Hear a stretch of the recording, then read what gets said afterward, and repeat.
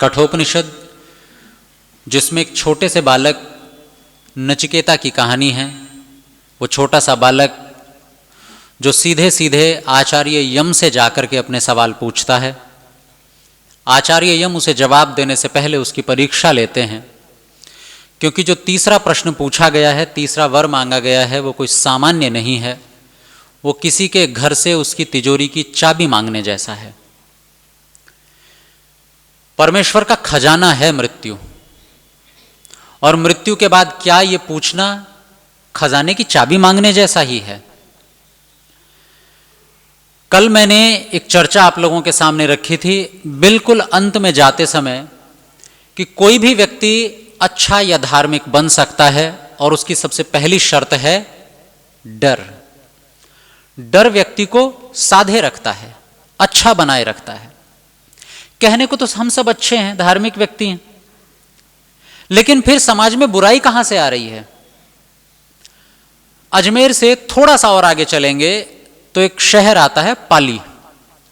पाली में मिट्टी उपजाऊ है, फसलें अच्छी होती हैं, वहां पर सरसों बहुत होती है, और जो ये पतंजलि का भी जो तेल आता है सरसों का, और बहुत सारी कंपनियों का आता है, वो अधिकतर पाली से ही इंपोर्ट किया जाता है। तो एक बार पाली से सरसों के तेल का टैंकर आ रहा था। टैंकर ब्यावर के पास आकर के पलट गया। अखबार की खबर थी। अखबार में स्पष्ट लिखा था गांव का नाम। गांव का नाम तो मैं भूल गया। ब्यावर के पास टैंकर पलटा, और गांव के लोग तो सब अच्छे ही होते हैं ना, चोर थोड़ा ही होते हैं। एक आध परिवार, एक आध व्यक्ति चोर हो, पूरा गांव का गांव चोर थोड़ी होता है।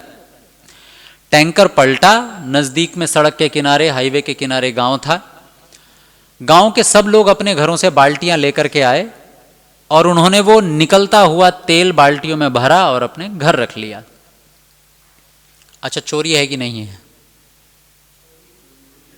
अच्छा, वो तो सड़क पर बिखर रहा था, फैल रहा था वो तो। चोरी कहां से हुई? चोरी थोड़ा ही है। अगर चोरी नहीं है तो जैसे ही टैंकर सीधा होना था, वैसे वो बाल्टियां वापस आ जानी चाहिए थी कि अब डाल लो, आप ही का तो है, हमारा थोड़ा ही है। लेकिन तेल वापस नहीं हुआ। और उस गांव में से जाकर के आप इंटरव्यू लेंगे, लोगों से पूछेंगे कि भैया कितने लोग चोर हैं इस गांव में? एक भी चोर नहीं है। पर यह शुद्ध चोरी है। जिस चीज पर मेरा अधिकार नहीं है, अगर मैंने उस सामान को रख लिया है तो वो चोरी है। यानी हमारी अपनी चोरी की परिभाषा है। अगर किसी चीज को चुराने में फायदा कम है तो हम चोरी नहीं करते, या जिस चीज को चुरा करके लोगों को पता चल जाएगा उस चीज की भी चोरी नहीं करते। लेकिन अगर चोरी में फायदा ज्यादा है तो कर लेते हैं। अब सड़क पर 100 का नोट पड़ा दिखाई दे, 50 का नोट पड़ा दिखाई दे, तो छोड़ देंगे? शायद छोड़ दें, या उठा करके दान पेटी में डाल दें। लेकिन अगर वही 100 के नोटों की एक गड्डी मिल जाए तो आर्य समाज के यहां दान पेटी में डालेंगे? अब नहीं, क्योंकि चीज छोटी है तो चोरी नहीं करेंगे। हमारा ईमान, उसकी भी एक कीमत है। जो व्यक्ति छोटी चोरी कर सकता है वो छोटी कर लेता है, जो बड़ी चोरी कर सकता है वो बड़ी कर लेता है। पर अंदर एक चोर बैठा हुआ है, और वो चोर कब पलटता है, वो चोरी कब समाप्त होती है? जब हमें डर होता है। इसलिए डर बहुत जरूरी है। कठोपनिषद में जब आचार्य यम से नचिकेता ने पूछा, बताओ मृत्यु के बाद क्या होता है, मृत्यु के बाद हम किसकी व्यवस्था में रहते हैं, और मृत्यु के डर से कैसे बचा जा सकता है, तो आचार्य यम एक सीधा सा जवाब देते हैं। देखो, बात तुम्हें अच्छी लगे कि बुरी लगे, बात व्यावहारिक लगे कि बात सर के ऊपर से गुजर जाए, पर सच्चाई ये है कि इस दुनिया को बनाने वाली एक शक्ति है। जब तक वो पसंद नहीं आ जाती तब तक मृत्यु से डर लगता रहेगा। और वो एक श्लोक लिखते हैं बहुत अच्छा, भयादग्निस्तपति भयात्तपति सूर्य भयाद इंद्रश्च वायुश्च मृत्युर्धावति पंचम। जिस मृत्यु से तुम डर रहे हो वो मृत्यु भी एक परमेश्वर के ऐसे हाथ में है। वो मृत्यु तुम्हें डरा नहीं सकती अगर तुम्हारी मित्रता परमेश्वर से है, क्योंकि उस परमेश्वर के डर से भयादग्निस्तपति, आग जल रही है क्योंकि परमेश्वर की व्यवस्था है। हम जब स्तुति प्रार्थना उपासना के मंत्र बोलते हैं तो वहां पर एक बहुत प्यारा सा भाव आता है। हम कहते हैं कि उस परमेश्वर की इच्छा के बिना परमेश्वर के अतिरिक्त और कोई उन इन सब जड़ चेतन पदार्थों को नहीं तिरस्कार कर सकता। ऋषि दयानंद सरस्वती जी का लिखा अर्थ है स्तुति प्रार्थना उपासना के भावों में, न त्वदेतान्यो विश्वा जातानि परिता बभुव। हे परमेश्वर, आपके बिना इन सब उत्पन्न हुए जड़ चेतनादिकों को कोई तिरस्कार नहीं कर सकता। मतलब किसी की हिम्मत नहीं है कि कोई इन्हें उरे परे कर सके। उरे परे कर सके मतलब व्यवस्था बदल सके इनकी। यानी अगर ये दुनिया चल रही है ना तो डर से चल रही है, अपनी मर्जी से नहीं चल रही है। अगर लोग अपने कर्मों का फल भोग रही हैं ये आत्माएं पशु पक्षी के रूप में, तो डर है उसके पीछे, मन मर्जी नहीं है। अगर मुझे कोई मेरी इच्छा पर छोड़ दे कि ले लो अपने आप अपने कर्मों की सजा, तो ले लेंगे हम। ये जेलें खाली पड़ी रहेंगी। हमारे कुकर्म का केवल एक ही हम परिणाम समझते हैं, माफी। हम अपने अपराधों के लिए कभी अपने आप को जेल में नहीं डाल सकते। डर बहुत जरूरी है, लेकिन एक से डर बाकियों से डर हटा देता है। हमारे आचार्य जी हमें बड़ी अच्छी बात कहते थे, भैया देखो डरना तो है, अब आप या तो परमेश्वर से डर लो या पूरी दुनिया से डर लो। अगर आप ईश्वर से डरोगे तो पूरी दुनिया से डर नहीं लगेगा, और अगर आप परमेश्वर से नहीं डरते तो पूरी दुनिया से डर लगेगा। मर्जी आपकी, या तो 7 अरब से डर लो या केवल एक से डर लो। एक से डर बाकी सारे डरों को हटा देगा। लेकिन कैसे इस डर से बचा जाए, हम परमेश्वर को कैसे अनुभव करें, कैसे महसूस करें? परमेश्वर क्या सच में इतनी जल्दी समझ में आ जाएगा कि हम उससे डरने लगे? हाँ, आ जाएगा। थोड़े समय की यात्रा है, इस यात्रा पर मेरे साथ रहिएगा। शायद जब यहां से उठें तो कुछ नए अनुभव लेकर के उठें। एक तो हमारी सबसे बड़ी समस्या यह है कि जिसे हम मानते हैं, हम आस्तिक हैं, सब भगवान को मानते हैं, लेकिन हमारी सबसे ज्यादा 36 का आंकड़ा भगवान से ही रहता है। सबसे ज्यादा हमारी शिकायत बहुत है भगवान से। भगवान ने ऐसा क्यों किया, भगवान ने वैसा क्यों किया। इसका मतलब भगवान मूर्ख है, इसका मतलब उसे समझ में नहीं आता कि क्या करना चाहिए क्या नहीं करना चाहिए। एक बड़ा अच्छा सा श्लोक लगभग सब गुरुकुलों के बच्चों को याद करवाया जाता है। एक आदमी के मन में ऐसी खुराफात सूझी और वो भगवान की बनाई दुनिया में कमियां निकालने लगा। वो गंध सुवर्णे फलमिक्षुदंडे नाकारी पुष्पम खलु चंदनस्य विद्वान धनाढ्यो नृप दीर्घजीवी धातोस्तदा कोपि न बुद्धि दो भूत। उस व्यक्ति ने कई सवाल एक साथ दाग दिए और उसने कहा कि इस दुनिया में देखो कितनी विसंगतियां भरी पड़ी हैं। जब भगवान दुनिया बना रहा था उसे अकल देने वाला कोई हुआ कि नहीं हुआ? कोई तो होता जो बता देता भाई ऐसा मत करो, ये गड़बड़ है। सबसे पहले इस दुनिया में समस्या क्या है? इस दुनिया की सबसे पहली समस्या है कि सोने में सुगंध नहीं है, गंध सुवर्णे। कोई अकल दे देता तो शायद सोने में थोड़ा सा गंध तो आती, पता तो चलता कहां है सोना। यहां इंटरसेप्टर लगाने पड़ते हैं, सेंसर लगाने पड़ते हैं ढूंढने के लिए सोना कहां है। कोई कोठियों में दबा करके बैठ जाए तो गंध देनी चाहिए थी ताकि सूंघ सूंघ करके पता तो लगाए किसने दबा रखा है सोना। भगवान था मूर्ख, सोने में सुगंध नहीं डालनी चाहिए थी। फलमिक्षुदंडे, और जो गन्ना था उस गन्ने में फल लगाने चाहिए थे। जब गन्ना इतना मीठा तो फल कितना मीठा होता। भगवान की मूर्खता है, लटका देता फल तो बड़े मजे आते। पूरी फसल ही काटनी पड़ती है। अच्छा होता ना एक एक फल तोड़ के खाते रहते, सीजनल चलता रहता। फलमिक्षुदंडे नाकारी पुष्पम खलु चंदनस्य, चंदन के पेड़ पर कोई फूल नहीं है, पूरा चंदन काटना पड़ता है। फूल तोड़ के काम चला लेते, सुगंध ही तो चाहिए। लकड़ी ना काटनी पड़ती, डाल ना काटनी पड़ती, अगर फूल लगा देता तो। जब छोटी सी डाली में इतनी सुगंध तो फूल में कितनी सुगंध होती।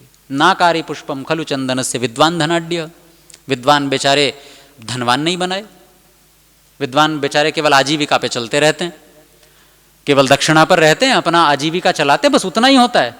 वो विद्वान धनवान नहीं मिलेगा आपको कोई भी। होता तो कितना बढ़िया होता, होता तो कितना खुले रूप से अपने बच्चों को पढ़ा पाते। गुरुकुल फिर 100 बच्चों का ना होके 1000 बच्चों का होता, क्योंकि विद्वान धनवान होता। बोलता तो निसंकोच बोलता, किसी से डर ना लगता। कई बार बोलते हुए ही डर लगता है लोगों को कि पता नहीं दक्षिणा पे कटौती हो जाए नहीं हो जाए। वो तो अच्छा है हम डॉक्टर धर्मवीर जी के साथ रहे हैं, वो तो अच्छा है डॉक्टर धर्मवीर जी हमारे गुरु रहे हैं। धर्मवीर जी तो कहते हैं भैया मैं अपनी दक्षिणा साथ लेके चलता हूँ, आने का किराया जाने का किराया तुम्हारी मर्जी, अगली बार मत बुलाना। प्रधान जी के तो अनुभव है इस बात को लेकर के। तो वो तो ठीक है, हम अच्छे गुरुओं की संगति में रहे, नहीं तो ये भी हो जाता है। विद्वान धनाढ्य, विद्वान को धनवान होना चाहिए था, उसका आत्मविश्वास बना रहता।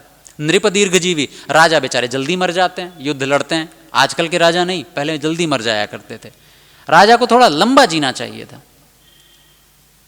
विद्वान धनाढ्यो नृप दीर्घजीवी। जब भगवान दुनिया बना रहा था तो इतनी बातें भी ध्यान में नहीं रख सकता था क्या? भगवान की कमियां बहुत निकालते हैं, और हमारी एक आदत पड़ गई है कि जब भी कुछ बुरा होता है, किसी व्यक्ति की असमय मृत्यु हो जाए, तो हम कह देते हैं अजी भगवान ने बुला लिया होगा।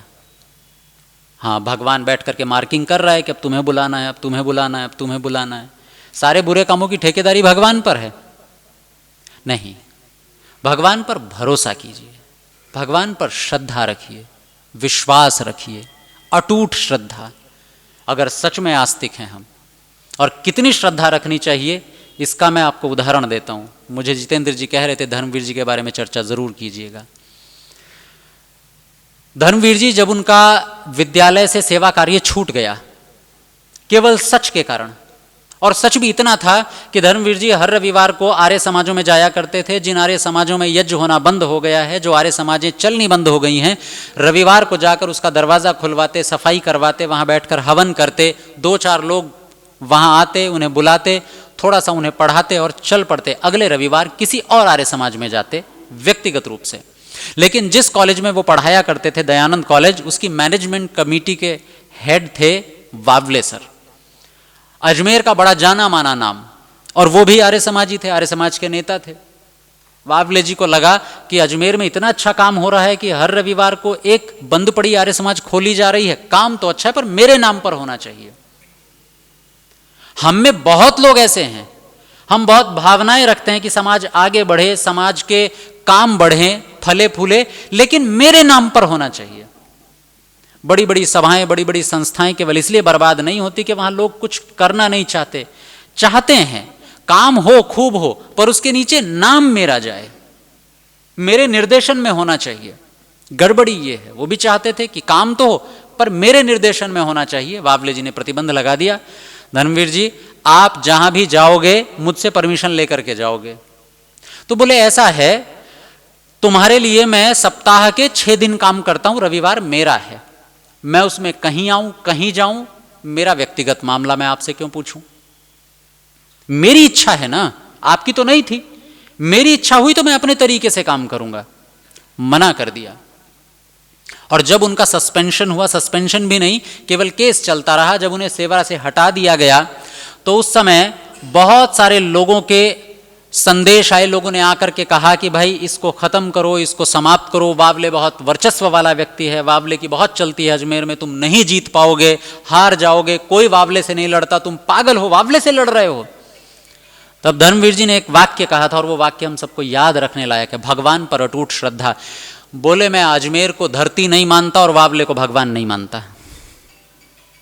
मैं अजमेर को धरती नहीं मानता हूं और वावले को भगवान नहीं मानता हूं। मेरा भगवान कोई और है, और अजमेर के अतिरिक्त भी दुनिया पड़ी है जहां मैं काम कर सकता हूं, जा सकता हूं। लेकिन परिस्थितियां तो परिस्थितियां, पैसे कहां से आएंगे, धन कहां से आएगा? पेट रोटी से चलता है, उपदेशों से नहीं चलता। घर पे ऐसी भी स्थिति आई कि जब आवश्यकता पड़ी कुछ बाजार से सामान मंगवाने की, तो इधर उधर पहले वो अलमारियां हुआ करती थी ना, जब कभी हम अखबारों के नीचे कुछ सिक्का रख दिया करते थे, तो ऐसे ढूंढा तो 50 पैसे मिले बस। ये भी स्थिति थी। परोपकारिणी सभा के उन दिनों एक सदस्य हुआ करते थे, पंडित भगवान साहे जी, लाला व्यक्ति थे, उनकी दुकान थी। जब वो कभी ज्योत्सना माता जी को इस तरह रोता हुआ देखते थे तो वो कहते थे बेटी दुखी क्यों होती है, जब तक ये दुकान खुली है तब तक राशन की चिंता तो मत करना।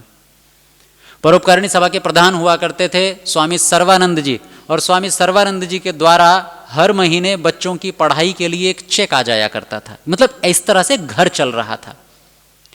कितने दबाव में होंगे माता जी, और धर्मवीर जी हैं, उनको फर्क ही नहीं पड़ रहा है।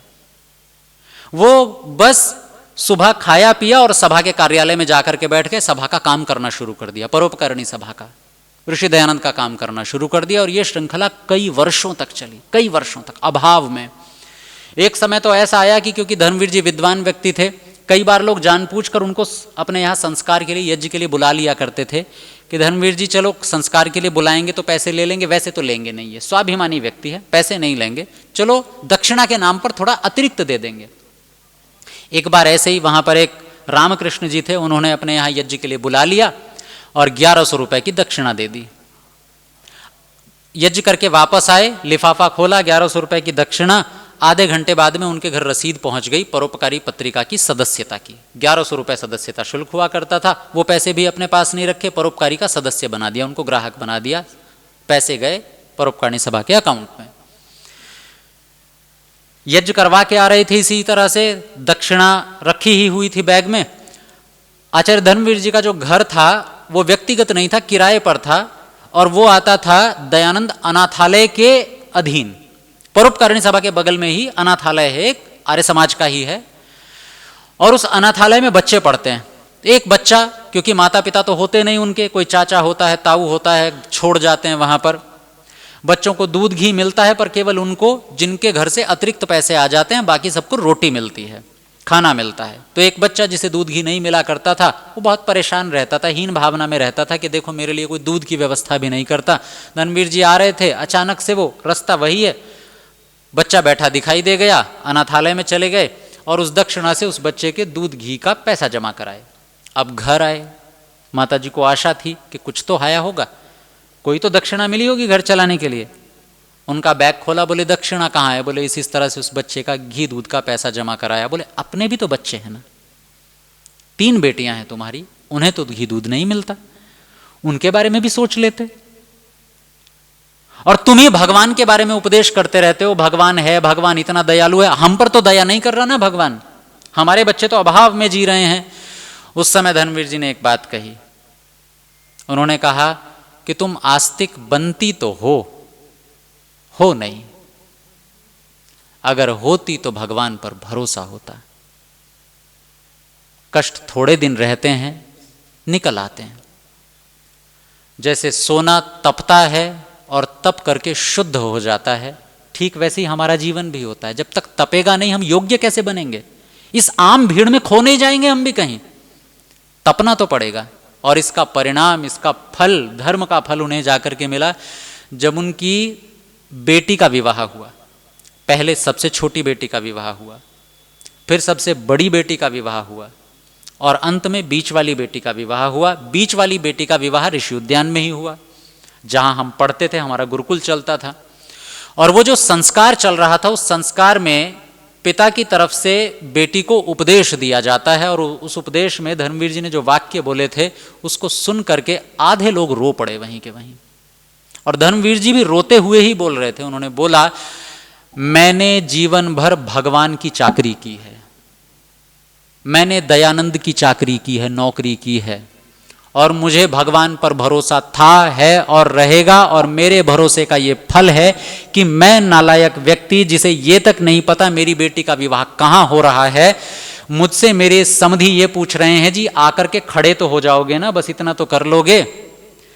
मैं अपनी बेटी के विवाह के बारे में भी नहीं पूछ रहा हूं, मुझे चिंता दयानंद की है, लेकिन मेरे उस दयानंद की नौकरी करने का फल ये है कि मेरी तीनों बेटियों के विवाह सबसे अच्छे परिवारों में हुए हैं, क्योंकि मैं भगवान की चाकरी करता था। ये फल है भगवान की चाकरी का। श्रद्धा आंख बंद करके करनी होती है, बहुत दिमाग नहीं चलाना होता। दिमाग भगवान ने पहले से चला रखा है, उसकी बुद्धि पहले से चली हुई है। इसलिए इसी उपनिषद में बीच में आचार्य यम एक और श्लोक देते हैं, न यमात्मा प्रवचनेन लभ्य। जिसे लगता है बहुत प्रवचन सुन लेंगे तो भगवान शायद पकड़ में आ जाएगा, नहीं आएगा, उसे भाषण नहीं चाहिए।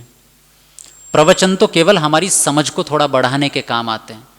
बाकी हम सोचें कि कोई व्यक्ति भाषण देने से भगवान को पालेगा, हम सोचें कि कोई व्यक्ति भाषण सुनने से भगवान को पालेगा, दोनों ही बेकार हैं। न यमात्मा प्रवचने न लभ्य, न मेधया, न बहुत बुद्धिमानी से। बहुत अकलमंदी धरी की धरी रह जाती है, बहुत बुद्धिमानी धरी की धरी रह जाती है, बुद्धिमानी बेकार हो जाती है। तो फिर परमेश्वर समझ में कैसे आता है? यम एव एष वृणुते तेन लभ्य। भगवान चुनता है, उसे भगवान समझ में आता है। यम एव एष वृणुते तेन लभ्य, बस यही एकमात्र शर्त है। कैसे समझ में आए परमेश्वर, कैसे समझे हम अपने आप को? तो मैंने कहा था ना, हम लगातार केवल भगवान से दुश्मनी पालते रहते हैं, शत्रुता पालते रहते हैं, सवाल पर सवाल भगवान को लेकर के। और मैं तो बड़ी, अभी हमारे संदीप गिल जी एक बड़ी समस्या रख करके आपके सामने गए कि आजकल बच्चे माता पिता की सेवा नहीं करते। और सही बात है, बहुत सारे बच्चे ऐसे हो गए हैं कि बड़ी आयु होते होते माता पिता से पिंड छुड़ाने लगते हैं। पर समस्या ये है, ये उपदेश जिन लोगों के लिए है वो तो बहुत कम बैठे हैं। जो सुन रहे हैं वो तो बेचारे मन मसोस रहे होंगे, काश मेरा बेटा सुनता तो अच्छा होता। नहीं, अभी जो चर्चा चल रही है वो अब आपको लेकर के है कि आप क्या करें। जब हम एक बड़ी आयु में जाते हैं तो सबसे पहला भगवान से विरोध पालते हैं, ऐसे 36 का आंकड़ा। हमें लगता है कि हमारे बाल सफेद हो रहे हैं तो हम उन बालों को रंगवाना शुरू करते हैं, क्योंकि हमें भगवान के दिए सफेद बाल पसंद नहीं हैं।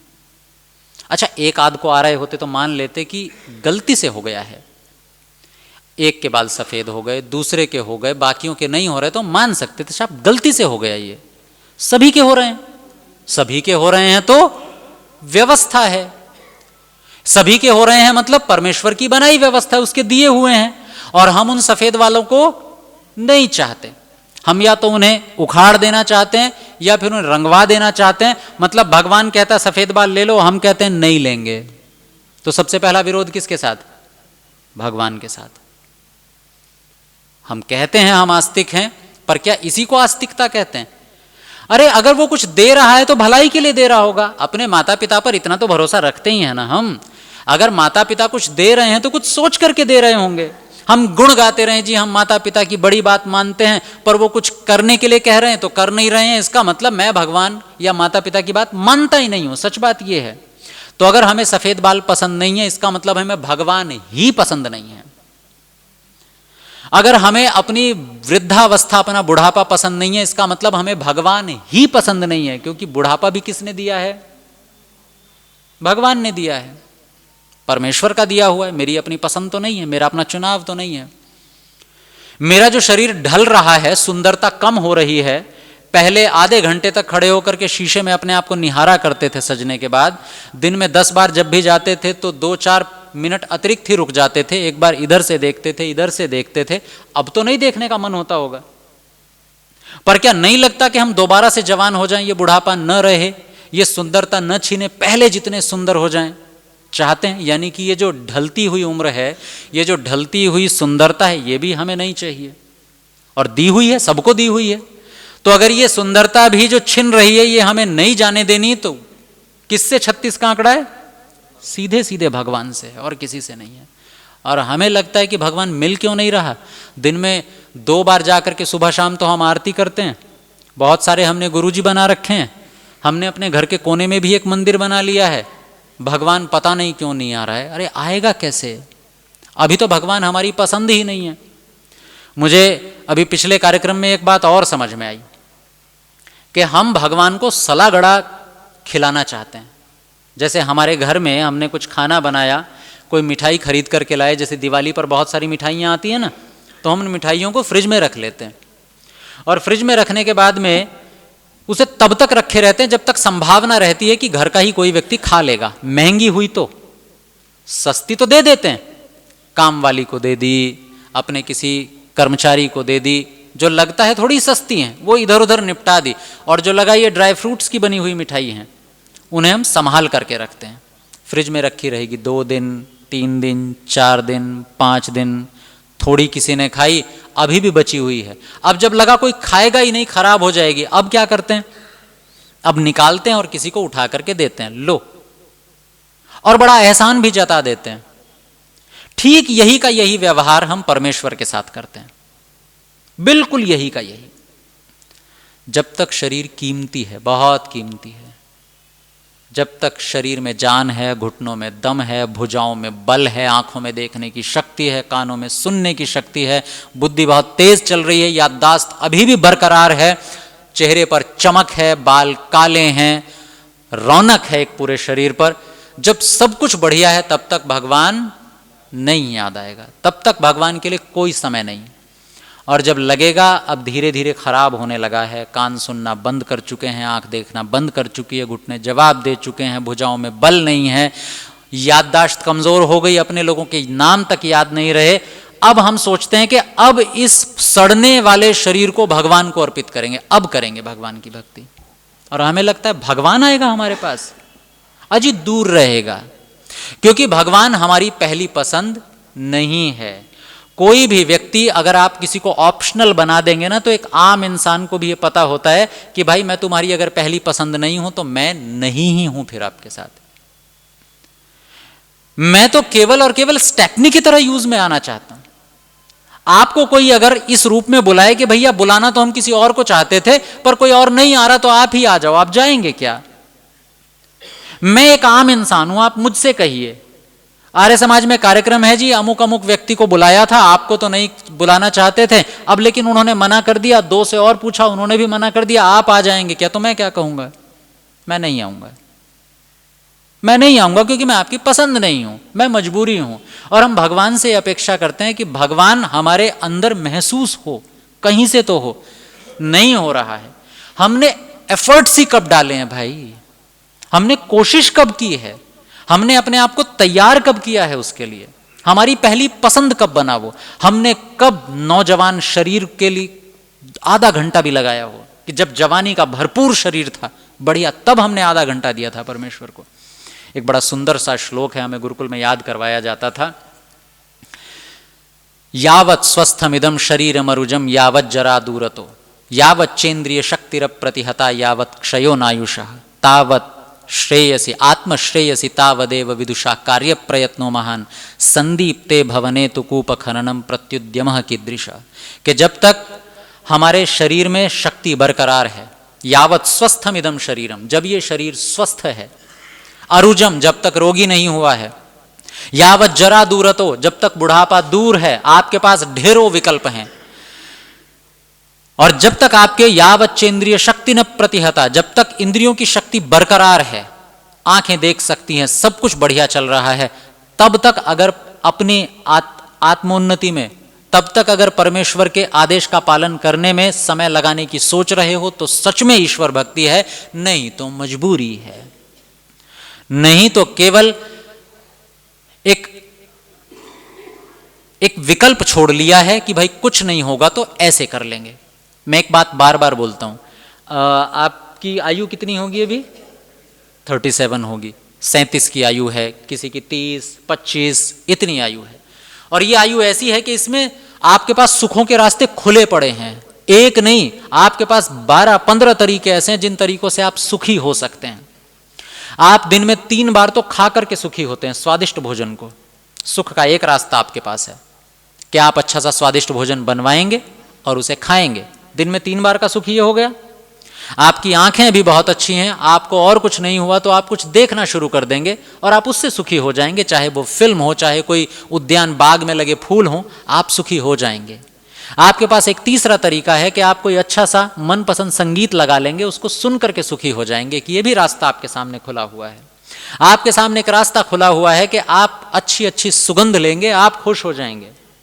इतने सारे रास्ते हैं हमारे पास सुखी होने के, और कुछ नहीं होगा तो हम लोग चल पड़ेंगे कहीं घूमने के लिए, देखेंगे नई नई दुनिया को, नई नई जगहों को, हम वहां से सुखी हो जाएंगे।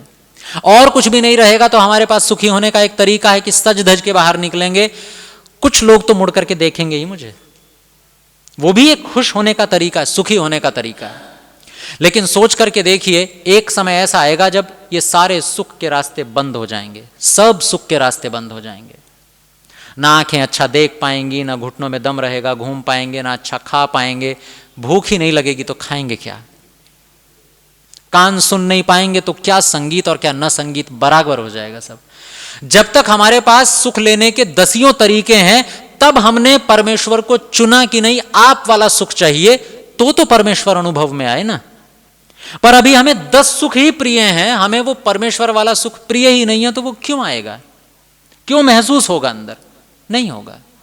अभी हम उलझे हुए हैं अपनी चीजों में। शायद छोटे बच्चों को ये बात समझ में न आ रही हो, आएगी आएगी जिस दिन आप भी उस अवस्था में पहुंचेंगे कि जिस दिन सब बंद हो जाएगा, कोई सुख का दरवाजा खुला नहीं रहेगा। तब लगेगा कि हम भी चलो घंटी बजा लें जाकर के, कहीं कहीं कीर्तन में जाकर के। उस दिन बैठोगे, उस दिन हार थक के बैठोगे, पर बैठोगे। उपदेशक एक कहानी सुनाया करते थे कि एक महिला गांव से कुछ दूर बाजार गई, बाजार से सामान लेकर के वापस लौट रही थी। शाम का समय हो गया, कुछ और लोग भी आ रहे थे। उन्होंने कहा, अम्मा ये आगे जाकर के थोड़ी पुलिया है, इस पुलिया पर चोर रहते हैं, ज़रा यहाँ हमारे साथ रहना और थोड़ा तेज़ चल करके, थोड़ा दौड़ करके पुलिया पार करनी है। चोर हुए तो पकड़ लेंगे, सामान छीनेंगे, पैसा भी छीनेंगे। बोले भाई मुझसे नहीं चला जाता, मैं बूढ़ी हूँ, मेरे पैरों में दम नहीं है, मैं तो ऐसे ही चलूँगी, तुम्हें जाना है तुम दौड़ करके निकल जाओ, जो होगा देखा जाएगा। बोले बूढ़ी अम्मा चलो, नहीं तो हम बता रहे हैं बाद में पछताओगी। बोले नहीं चला जाएगा मुझसे। आगे बढ़े, जो लोग थे वो थोड़ा दौड़ करके निकल गए पुलिया से, बूढ़ी अम्मा धीरे धीरे चलती रहीं। लेकिन थोड़ी देर बाद उन लोगों को पता चला कि पीछे से बूढ़ी अम्मा दौड़ती हुई आ रही हैं, हाँफती हुई आ रही हैं, और दौड़ती हाँफती पास आकर के ठहर गईं। लोगों ने पूछा अम्मा क्या हुआ? बोले तुमने बताया था ना पुलिया पर चोर रहते हैं, मिल गए, सामान भी छिन गया, पैसे भी छिन गए। तो बोले ये क्या हालत है? बोले वहीं से दौड़ती हाँफती आ रही हूँ। तो बोले अम्मा दौड़ी तो सही, पर लुट-पिट कर दौड़ी। दौड़ी, पहले भी दौड़ सकती थी, पर अब दौड़ी जब लुट गया सारा सामान। अब दौड़ करके क्या होगा? हमारे साथ ही दौड़ लेती तो नहीं लुटती। तो हम भी जाएंगे, रास्ता वही चुनना है। ये जो बड़ी आयु वाले लोग इतने बैठे हैं ना, तो छोटे बच्चे समझ रहे होंगे अरे हमें तो जबरदस्ती पकड़ करके लाया गया है ना। कुछ अपनी स्वेच्छा से आ गए होंगे, कुछ सोच रहे होंगे नहीं जबरदस्ती। दरअसल जब लोग बड़ी आयु के हो जाते हैं ना, तो उनके अंदर एक भाव पैदा होता है कि जो आज हमें जरूरत महसूस हो रही है, वो बच्चों को हम पहले से ही रास्ता दिखा दें, तो वो जबरदस्ती ले आते हैं। बच्चों को लगता है नहीं ये हमारे साथ पर आना पड़ेगा, आज नहीं तो कल रास्ता यही है। तो परमेश्वर को हमारी युवा अवस्था में हमारा समय चाहिए, हमारी श्रद्धा चाहिए, हमारा विश्वास चाहिए, तब जाकर के वो प्रकट होता है, अटूट भरोसा। पर हम देते हैं परमेश्वर को सड़ा गला शरीर, जिस मस्तिष्क में कोई याददाश्त नहीं बची है, ऐसा मन क्या करेगा उसका परमेश्वर? 36 का आंकड़ा परमेश्वर से। हम बाल रंगवा लेंगे, हमें नहीं चाहिए तुम्हारे सफेद बाल, हमें काले चाहिए। कई बार लोग मुझसे सवाल करते हैं, जो नचिकेता ने सवाल किया है ना कि मृत्यु के बाद क्या, क्योंकि मृत्यु एक डर है, तो लोगों के मन में सवाल रहता है कि मृत्यु होती ही क्यों है और बुढ़ापे में क्यों होती है, ये बुढ़ापा आता ही क्यों है, बुढ़ापा न आए तो कितना बढ़िया हो। आपके मन में भी होगा सवाल, भाई न आए, कई लोग तो कहते भी हैं चलते फिरते ही दुनिया से चले जाएं तो अच्छा। माने हमें वृद्धावस्था नहीं आनी चाहिए, पर अगर भगवान ने सबको वृद्धावस्था दी है तो कुछ सोच करके दी होगी ना। भगवान इतना क्रूर तो नहीं है कि हमें ऐसे घुटनों पर ला करके, लाठी पकड़वा करके, हकली जुबान दे करके तब भगवान खुश होता है, ऐसे देख देख करके, अच्छा अब तुम्हारा शरीर लटक रहा है ना, गर्दन हिल रही है, अब मजा आ रहा है उसको। ऐसा तो नहीं है ना, कुछ सोच करके दिया होगा। अब कल्पना कीजिए, कल्पना कीजिए आपकी उम्र 90 साल, बस कल्पना कीजिए 90 साल की उम्र, बढ़िया भूख लग रही है, बहुत अच्छी भूख लग रही है। अभी खाने बैठते हैं तो 6 रोटी तो आराम से खा जाते हैं, सुबह खाने बैठो तो 5-6 पराठे तो यूं ही चल जाते हैं, बहुत आनंद आता है खाने में।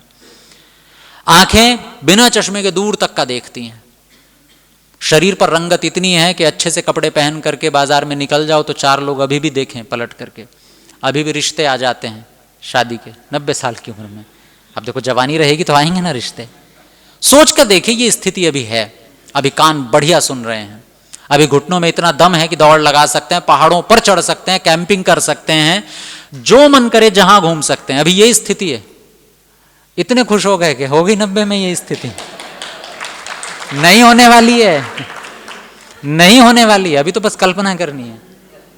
कल्पना कीजिए ऐसा है और आपको पता चले कि अब मृत्यु का समय निकट आ गया, सांस रुकने सी लगी है थोड़ी, डर लगेगा। डर से भी ज्यादा इस बात की परेशानी होगी कि सब कुछ तो है अभी बढ़िया, सुख छीन रहा है, ऐसा लगेगा कि जैसे संपत्ति छीन रहा हो कोई मुझसे मेरी। इतना सुंदर स्वस्थ शरीर, बढ़िया भूख, बढ़िया शरीर, आंखों में देखने की शक्ति है, घुटनों में अभी दम है, जवानी बरकरार है, और मुझसे शरीर छिन रहा है क्योंकि मृत्यु तो आएगी। छोड़ना पसंद करेंगे? नहीं, रोएगा व्यक्ति, नहीं छोड़ेगा। अब अपनी कल्पना कीजिए, अब 90 साल अभी की उम्र है, जो अभी वास्तविक स्थिति है, न भूख लग रही है, न घुटनों में दम है, न आंखें देख रही हैं, न हाथ कांप रहे हैं, किसी का नाम याद नहीं है, और ऐसी स्थिति में आकर व्यक्ति खुद बोल बैठता है भगवान अब तो उठा ले। माने परमेश्वर की कृपा है कि उसने हमें धीरे धीरे धीरे धीरे धीरे इस मानसिक स्थिति पर ला दिया है कि अब हम खुद छोड़ने को तैयार हैं। अगर सारा भरा पूरा शरीर छुड़वाता तो बहुत दुखी होते, नहीं छोड़ पाते।